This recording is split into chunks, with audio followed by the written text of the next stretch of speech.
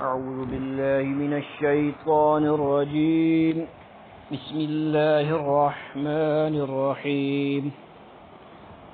تختی نمبر 2 حروف مرکبات.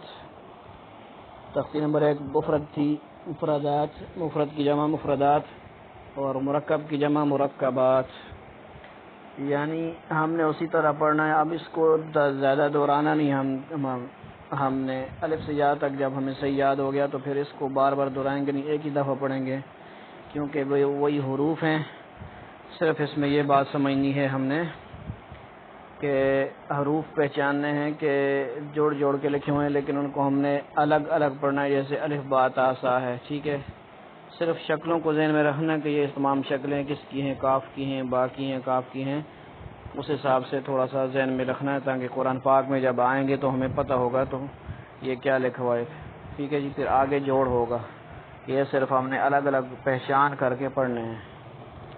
تو پڑھنا شروع کرتے ہیں. الف لام الف لام الف با الف لام الف لام